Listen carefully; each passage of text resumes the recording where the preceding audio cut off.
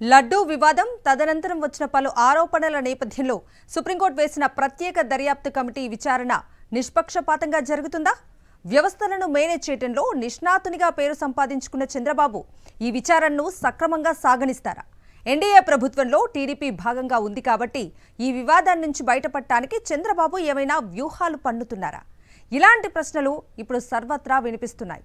ఎలాంటి ఆధారాలు లేకుండా ముఖ్యమంత్రి చంద్రబాబు చేసిన నిరాధార ఆరోపణలు మొత్తం హైందవ సమాజాన్నే గందరగోళంలోకి నెట్టడంతో ఇప్పుడు అందరి ఫోకస్ సుప్రీంకోర్టు వేసిన ప్రత్యేక దర్యాప్తు బృందం మీదనే పడింది.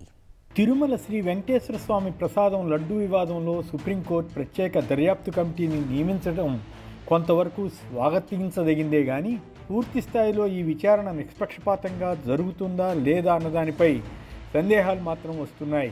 ఏపీ ముఖ్యమంత్రి చంద్రబాబు నాయుడు జంతు కొవ్వు కలిసిన నెయ్యిని వాడి ప్రసాదం లడ్డు తయారు చేశారన్న ఆరోపణ తీవ్ర కలకలం సృష్టించింది. దేశవ్యాప్తంగా ఇది సంచలనమైంది. ప్రపంచవ్యాప్తంగా ఉన్న హిందువులు కలత చెందారు. తిరుమల తిరుపతి దేవస్థానం పవిత్రతను ప్రతిష్టను మంటగలిపే విధంగా చంద్రబాబు వ్యాఖ్యలు ఉన్నాయి. అదేవిధంగా ఉప ముఖ్యమంత్రి పవన్ కళ్యాణ్ మరో అడుగు ముందుకు వేసి దీనిపై దీక్ష డ్రామాను నిర్వహించడమే కాకుండా తిరుపతిలో ఒక సభ జరిపి మరింత ఘోరంగా మాట్లాడారు. ఒకవైపు సుప్రీంకోర్టు దీనిపై మీడియాతో మాట్లాడవద్దని చెప్పినా పవన్ కళ్యాణ్ ఏకంగా సుప్రీంకోర్టుకే ఆదేశాలు ఇస్తున్న రీతిలో ప్రసంగించారు. మతాల మధ్య విద్వేషాలు పెంచేలా మాట్లాడారు. సుప్రీంకోర్టు రాజకీయ డ్రామాలు ఆపండని ఘాటుగా స్పందించినా పవన్ వంటి వారు పట్టించుకున్నట్లు అనిపించదు. ముఖ్యమంత్రి చంద్రబాబు నాయుడు ఈ పరిస్థితి ఇంతవరకు వస్తుందని ఊహించి ఉండకపోవచ్చు. ఆయా వ్యవస్థలను మేనేజ్ చేయడంలో నిష్ణాతుడైన ఆయన దీనిపై కొత్త వ్యూహంలోకి వెళుతున్నట్లుగా ఉంది. దానికి తగినట్లుగానే సుప్రీంకోర్టు అడిగిన మేరకు కేంద్ర అభిప్రాయాన్ని వెల్లడించిన సొలిసిటర్ జనరల్ తుషార్ మెహతా రాష్ట్ర ప్రభుత్వం నియమించిన సిట్కు క్లీన్ సర్టిఫికెట్ ఇచ్చేశారు. వారి క్రెడెన్షియల్స్ బాగున్నాయని తెలిపారంటేనే కేంద్రాన్ని ఏ మేరకు చంద్రబాబు ప్రభావితం చేసింది అర్థం చేసుకోవచ్చు. కేంద్రంలో బీజేపీ ఆధ్వర్యంలోని ఎన్డీఏ ప్రభుత్వంలో టీడీపీ భాగస్వామి అన్న సంగతి తెలిసిందే. రాష్ట్ర ప్రభుత్వం పక్షాన ఏ విచారణకైనా సిద్ధమని చెప్పలేకపోవడం ద్వారా చంద్రబాబు ఎంత ఆత్మరక్షణలో పడింది అర్థం చేసుకోవచ్చు. సుప్రీంకోర్టు మాత్రం తుషార్ మెహతా సూచనను పరిగణలో తీసుకుని రాష్ట్ర ప్రభుత్వం తరఫున 2 సభ్యులకు అవకాశం కల్పించింది. ఇప్పుడు సుప్రీంకోర్టు నియమించిన కమిటీ ఎలా పనిచేస్తుంది, దాని ఎజెండా ఏమిటి, కాలపరిమితి ఏమిటి, ఏ అంశాలపై విచారణ జరుపుతుంది మొదలైన విషయాలపై ఇంకా క్లారిటీ రావాలి. టీటీడీ పవిత్రతను కాపాడవలసిన ముఖ్యమంత్రి ఉప ముఖ్యమంత్రే దాన్ని దెబ్బతీసేలా వ్యవహరించారు. పైగా చంద్రబాబు పవన్లు అధికారంలోకి వచ్చాక జరిగిన ఈ ఘటనలు గత జగన్ ప్రభుత్వానికి పులిమి రాజకీయ లబ్ధి పొందడానికి ప్రయత్నించారు. కేంద్ర మాజీ మంత్రి సుబ్రహ్మణ్య స్వామి, టీటీడీ బోర్డు మాజీ చైర్మన్ వైవి సుబ్బారెడ్డిలు దీనిపై సుప్రీంకోర్టును ఆశ్రయించి విచారణ కోరి ఉండకపోతే చంద్రబాబు తన అరాచక ఆరోపణలను అలాగే కొనసాగించేవారు. తాను చెప్పిన విధంగా నివేదిక తయారు చేసేందుకే సొంత సిట్ను నియమించుకున్నారు. ఈ విషయాలను సుప్రీంకోర్టు న్యాయమూర్తులు కొంతవరకు గమనించినట్లే అనుకోవాలి. అందుకే వారు పలు ప్రశ్నలు సంధించారు. ఏ ఆధారంతో జంతు కొవ్వు కలిసిన నేతిని లడ్డూలో వాడారని చెప్పారని సూటిగానే అడిగింది. విచారణ జరగకుండా సీఎం మీడియాకు ఎక్కడమేమిటని అసహనం వ్యక్తం చేసింది. సుప్రీం వేసిన ప్రశ్నలకు చంద్రబాబు పవన్ కళ్యాణ్ల వద్ద జవాబు లేదు.